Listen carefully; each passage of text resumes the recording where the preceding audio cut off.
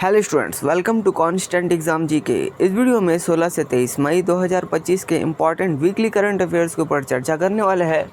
Video को and तक जरूर देखिएगा। अगर आप किसी भी कॉम्पिटिटिव एग्जाम्स की तैयारी करते हैं तो करंट अफेयर्स की तैयारी में ये काफ़ी इंपॉर्टेंट वीडियो होगी आपके लिए। तो क्योंकि हर क्वेश्चन को मैं विद फैक्ट समझाने की भी कोशिश करूँगा, तो वीडियो को एंड तक देखना आपके लिए ज़रूरी हो जाता है। तो चलिए बिना टाइम वेस्ट किए वीडियो करते हैं स्टार्ट। पहला क्वेश्चन, पूर्वोत्तर भारत का पहला भूतापीय उत्पादन कुआं किस भारतीय राज्य में खोदा गया था? ऑप्शन 2 अरुणाचल प्रदेश में। अरुणाचल प्रदेश जो कि पश्चिम कामेंग जिले में स्थित दिरांग में एक पूर्वोत्तर भारत का पहला भूतापीय उत्पादन कुआं खोदकर अक्षय ऊर्जा के क्षेत्र में एक अग्रणी उपलब्धि हासिल किया।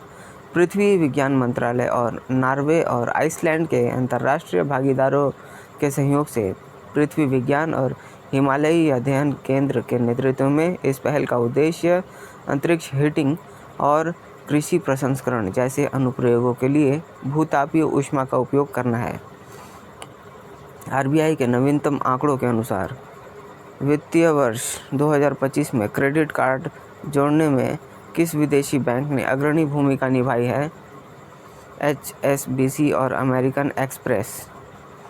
HSBC ने यहाँ 2,16,997 ऐसे कार्ड जोड़े हैं, जबकि अमेरिकन एक्सप्रेस ने 1,07,086 ऐसे कार्ड जोड़े हैं। और यह वृद्धि पहली गिरावट के बाद इन बैंकों के लिए एक मजबूत वापसी का संकेत देती है। आपातकालीन तैयारियों को बढ़ाने के लिए हाल ही में बेंगलुरु में आयोजित नागरिक सुरक्षा मॉक ड्रिल का नाम क्या है? ऑपरेशन अभ्यास।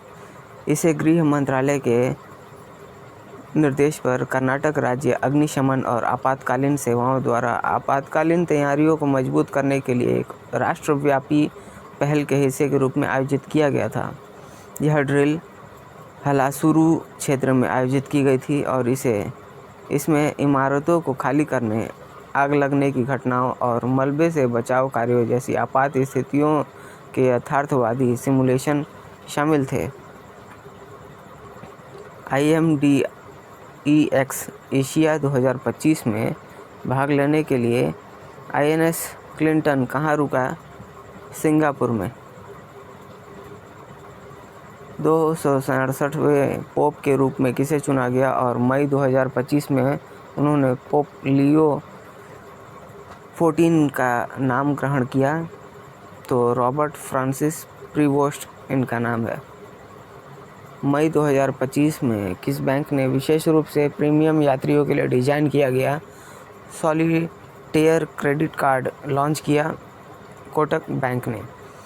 इसका उद्देश्य भारतीय यात्रियों के कुलीन वर्ग को आकर्षित करना है और यह अनन्य केवल आमंत्रण आधारित मेटल कार्ड, शून्य विदेशी लेन देन शुल्क, असीमित एयरपोर्ट लाउंज एक्सेस और प्रमुख एयरलाइनों और होटलों के साथ एयर माइल रूपांतरण विकल्प जैसे प्रीमियम लाभ भी प्रदान करेगा।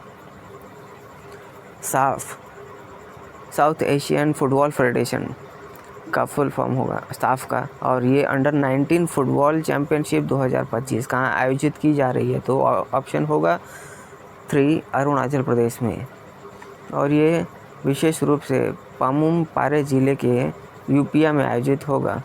यह पूर्वोत्तर राज्य के लिए एक महत्वपूर्ण क्षण है जो राष्ट्रीय और अंतर्राष्ट्रीय खेल आयोजनों में इसकी बढ़ती हुई भूमिका को दर्शाएगा। चैम्पियनशिप में 6 दक्षिण एशियाई देशों की भागीदार भी इसमें शामिल होंगे, जिन्हें 2 समूहों में विभाजित किया जाएगा। किस देश ने भारतीय निवेशकों, पर्यटकों और कुशल पेशेवरों को आकर्षित करने के लिए 10 साल का गोल्डन वीज़ा शुरू किया है? तो ऑप्शन होगा वियतनाम। किस राज्य ने अनुभवी कलाकारों को मासिक वित्तीय सहायता प्रदान करने के लिए पंडित लक्ष्मीचंद कलाकार सामाजिक सम्मान योजना शुरू की है? हरियाणा ने। यह 5 मई 2025 को हरियाणा मंत्रिमंडल द्वारा स्वीकृत इस कल्याणकारी पहल का उद्देश्य 60 वर्ष या उससे अधिक आयु के ऐसे बुजुर्ग कलाकार होंगे जो कि मान्यता देंगे और उनका समर्थन करेंगे। एयरपोर्ट शो और ग्लोबल एयरपोर्ट लीडर्स फोरम 2025 का 24वां संस्करण किस शहर में संपन्न हुआ? दुबई में। दुबई ने एक अग्रणी विमानन केंद्र के रूप में अपनी वैश्विक प्रतिष्ठा बना के रखी है। दुबई अंतर्राष्ट्रीय हवाई अड्डे ने लगातार 11वें इस वर्ष अंतर्राष्ट्रीय यात्रियों के लिए दुनिया के सबसे व्यस्त हवाई अड्डे के खिताब को अपने नाम किया है। किस संगठन ने पाकिस्तान के लिए बेल आउट पैकेज को मंजूरी दी है, जिस पर भारत ने मतदान से परहेज किया है? अंतर्राष्ट्रीय मुद्रा कोष। और इसमें 1.3 बिलियन डॉलर्स, जी हाँ, बिलियन डॉलर इसमें, जो कि डॉलर का लचीलापन और स्थिरता सुविधा इसमें शामिल होगा। भारत ने इस बेल आउट पैकेज पर मतदान से खुद को अलग रखा है, जिससे निधियों के संभावित दुरुपयोग के बारे में चिंता भी पैदा हो गई है और पाकिस्तान के कार्यान्वयन चुनौतियों के इतिहास के आधार पर भी इंटरनेशनल मॉनेटरी फंड समर्थित कार्यक्रमों को प्रभावशीलता पर भी इसमें सवाल उठाए गए हैं। 2 इंजन वाले बहुउद्देशीय लड़ाकू विमान राफेल को विकसित करने का काम किस कंपनी के पास है? दसॉल्ट एविएशन के पास। संयुक्त राष्ट्र विकास कार्यक्रम UNDP द्वारा जारी 2025 मानव विकास रिपोर्ट में 193 देशों में भारत का स्थान क्या है? 130वां स्थान है। भारत की सबसे लंबी और केरल में रामसर साइट के रूप में जानी जाने वाली कौन सी झील वर्तमान में गंभीर पारिस्थितिक क्षरण का सामना कर रही है? वेम्बनाड झील। INS शारदा ने किस देश के माफिलाफूसी एटोल में संयुक्त मानवीय सहायता और आपदा राहत अभ्यास में भाग लिया है? मालदीव। और इसमें INS शारदा ने मालदीव के माफिलाफूसी एटोल में Maldives and national defence force के साथ संयुक्त मानवीय सहायता और आपदा राहत इसमें भाग लिया था। यह अभ्यास हिंद महासागर क्षेत्र में सुरक्षा और सहयोग को बढ़ावा देने के लिए भारत के महासागर दृष्टिकोण के रूप में हुआ था। एक राज्य एक RRB नीति के चौथे चरण के तहत कितने राज्यों और केंद्र शासित प्रदेशों ने RBI समेकन को लागू किया है? 10 राज्य और 1 केंद्र शासित प्रदेश। यह पहल वित्तीय सेवा विभाग द्वारा ग्रामीण बैंक को सुव्यवस्थित करने और प्रत्येक राज्य में कई RRB को एक इकाई में समेकित करके दक्षता बढ़ाने के लिए चल रहे प्रयास का एक हिस्सा होगा। मध्य प्रदेश के साथ किस राज्य ने जल की कमी को दूर करने और सिंचाई में सुधार के लिए ताप्ती बेसिन मेगा रिचार्ज परियोजना के लिए एक समझौता ज्ञापन पर हस्ताक्षर किया है? महाराष्ट्र। कोविड-19 के दौरान परोपकारी प्रयासों और एक धर्मार्थ फाउंडेशन के माध्यम से योगदान के लिए 72वें मिस वर्ल्ड फेस्टिवल में मानवतावादी पुरस्कार से किसे सम्मानित किया गया है? सोनू सूद को। उन्हें कोविड-19 महामारी के दौरान उनके व्यापक राहत कार्यों के लिए सम्मानित किया गया है, जिसमें प्रवासी श्रमिकों और छात्रों की सहायता भी शामिल है। 14 मई 2025 से राष्ट्रीय विधि सेवा प्राधिकरण के कार्यकारी अध्यक्ष के रूप में किसे नियुक्त किया गया है? न्यायमूर्ति सूर्यकांत को। उत्तर प्रदेश में शुरू की गई UP एग्रेस और AI प्रज्ञा पहल का समर्थन कौन सा संगठन कर रहा है? विश्व बैंक। हाल ही में किसने टेस्ट क्रिकेट से संन्यास की घोषणा की है, जिससे उनका 14 साल लंबा शानदार करियर समाप्त हो गया?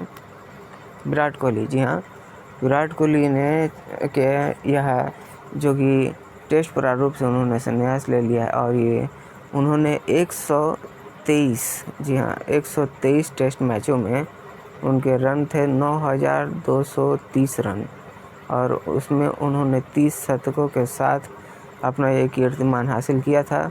कोहली भारतीय क्रिकेट इतिहास के सबसे महान खिलाड़ियों में से एक हैं। कप्तान के रूप में उन्होंने एक आक्रामक, फिटनेस केंद्रित शैली लाई थी, जिसने भारत को नंबर 1 टेस्ट टीम भी बना दिया था और ऑस्ट्रेलिया में ऐतिहासिक श्रृंखला जीत दिलाकर भी उन्होंने अपनी टीम का नाम और अपने देश का नाम भी रोशन किया था। नेक्स्ट क्वेश्चन, किस देश ने $1.4 बिलियन तक के निवेश के साथ राष्ट्रीय खाद्य सुरक्षा योजना 2050 शुरू की? तो ऑप्शन होगा इजराइल। यह महत्वाकांक्षी योजना जलवायु परिवर्तन, श्रम की कमी और खाद्य आयात पर निर्भरता सहित कई चुनौतियों का समाधान करने के लिए बनाई गई है। इस योजना के केंद्र में घरेलू खाद्य उत्पादन को बढ़ावा देना, कृषि तकनीक नवाचार को बढ़ावा देना और दीर्घकालिक स्थिरता और लचीलेपन सुनिश्चित करने के लिए खाद्य आयात के स्रोतों में विविधता लाना जैसे लक्ष्य इसमें शामिल किए गए हैं। भारत पाकिस्तान युद्ध विराम के बाद कितने हवाई अड्डे नागरिक विमान परिचालन के लिए पुनः खोल दिए गए हैं? 32। और बढ़ते हुए भू राजनीतिक तनाव के बीच एहतियात उपाय के तौर पर 15 मई को ये बंदियां शुरू में लागू की गई थे और युद्ध विराम के प्रभावी होने के साथ ही भारतीय विमानपत्तन प्राधिकरण ने प्रतिबंध भी हटा दिए थे और इन स्थानों पर परिचालन फिर से शुरू कर दिया गया था। कौन सी वैश्विक प्रौद्योगिकी कंपनी जिम्मेदार AI विकास को बढ़ावा देने के लिए यूरोपीय आयोग के AI समझौते में शामिल हो गई है? HCL take. केनरा बैंक के साथ मिलकर किस बैंक ने मई 2025 में वित्तीय और जीवन शैली लाभों को मिलाकर विशेष जमा उत्पादन लॉन्च किया है? Union bank. बिल गेट्स ने वर्ष 2045 तक अपनी संपत्ति का कितना प्रतिशत दान करने का संकल्प लिया है? 99%। जी हाँ, 99%। आप समझ सकते हैं किसी भी इंडिविजुअल के लिए ये एक बड़ा, बहुत बड़ा, और ख़ास करके ये एक बिलियनर है यानी खरबपति हैं, तो इनका 99% उन लोगों को जाएगा जो कि स्वास्थ्य और गरीब विकलांग होंगे। लगभग $108 बिलियन की कुल संपत्ति के साथ Bill Gates and Melinda Gates foundation माध्यम से अपने दान को बढ़ाने की योजना बना रहे हैं। अगले 2 दशकों में उनका इरादा वैश्विक स्वास्थ्य, गरीबी और कोई कमी और मलेरिया और खसरे जैसे संक्रामक बीमारियों के उन्मूलन पर केंद्रित पहलों के अतिरिक्त $200 बिलियन का योगदान करने का लक्ष्य है। अगला क्वेश्चन है, मई 2025 में संघ लोक सेवा आयोग के नए अध्यक्ष के रूप में किसे नियुक्त किया गया है? तो राइट आंसर होगा ऑप्शन 4 अजय कुमार को। अप्रैल 2025 में प्रीति सूदन का कार्यकाल समाप्त होने के बाद राष्ट्रपति द्रौपदी मुर्मू ने उनकी नियुक्ति को मंजूरी दी। रक्षा सुधारों और डिजिटल शासन में अपनी विशेषज्ञता के लिए जाने जाने वाले अजय कुमार के नेतृत्व में यूपीएससी में रणनीतिक अंतर्दृष्टि और सुधार उन्मूलन दिशा लाने की भी उम्मीद है। किस कंपनी ने AI संचालित स्टार्टअप्स को समर्थन देने के लिए AI first India 2025 startup accelerator launch किया है? गूगल ने। किस राज्य ने सरकारी निर्माण परियोजनाओं में कृत्रिम रेत के उपयोग को बढ़ावा देने के लिए नीति शुरू की है? महाराष्ट्र ने। अश्वनी वैष्णव द्वारा नवनिर्मित 3nm सेमीकंडक्टर डिजाइन केंद्रों का अनावरण किस शहर में किया गया है? नोएडा और बेंगलुरु में। ये सुविधाएं 3 नैनोमीटर चिप्स को डिजाइन करने के लिए समर्पित हैं, जो सेमीकंडक्टर डोमेन में एक अत्याधुनिक तकनीक है।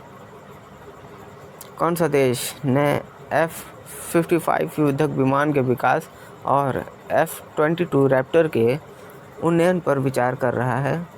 संयुक्त राज्य अमेरिका। किस भारतीय राज्य ने डिजिटल पुलिसिंग और नागरिक सेवाओं को बढ़ा देने के लिए साइबर अपराध रिफंड पोर्टल और आई प्रगति पोर्टल लॉन्च किया है? गुजरात ने।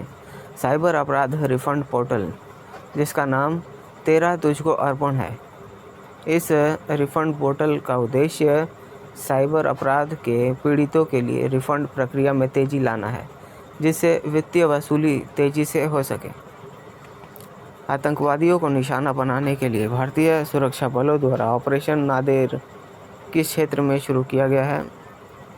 त्राल। जी हाँ, भारत के निरंतर आतंकवादी विरोधी प्रयासों के तहत अवंतीपोरा में स्थित त्राल के नादेर इलाके में ऑपरेशन नादेर शुरू किया गया है। संयुक्त अभियान में भारतीय सेना, जम्मू और कश्मीर पुलिस और केंद्रीय रिजर्व पुलिस बल यानी CRPF शामिल थे, जिसने अंतर एजेंसी समन्वय को उजागर किया है। किस देश ने 2025 में सीमेंट क्षेत्र को लक्षित करते हुए carbon capture utilization test bed का अपना पहला क्लस्टर लॉन्च किया है? भारत ने। तो स्टूडेंट्स, ये थे आज के हमारे जितने भी इम्पॉर्टेंट करंट अफेयर्स थे, उन सभी को मैंने इस वीडियो में कवर किया है। ये काफ़ी इम्पॉर्टेंट आपके लिए करंट अफेयर्स की वीडियो होगी, तो वीडियो को आपने एंड तक ज़रूर देखा होगा, ऐसा मैं आशा करता हूँ। वीडियो पसंद आई हो तो वीडियो पर एक लाइक ज़रूर करिएगा, और अगर आप हमारे चैनल पर नए हैं तो चैनल को भी ज़रूर सब्सक्राइब कर लीजिएगा, क्योंकि इस तरह के वैल्यूबल वीडियोज़ मैं आपके लिए हमेशा बनाते रहता हूँ। और अगर आप हमारे पिछले वीडियोज़ को भी देखना है तो आप हमारे चैनल पर जाकर चेकआउट कर सकते हैं, जहाँ मैंने डिफरेंट टॉपिक्स के ऊपर प्लेलिस्ट बनाई हुई है। आप उन प्लेलिस्ट को भी ज़रूर चेकआउट करिएगा। तो चलिए मिलते हैं नेक्स्ट वीडियो में, तब तक के लिए कीप वॉचिंग, कीप प्रिपेयरिंग।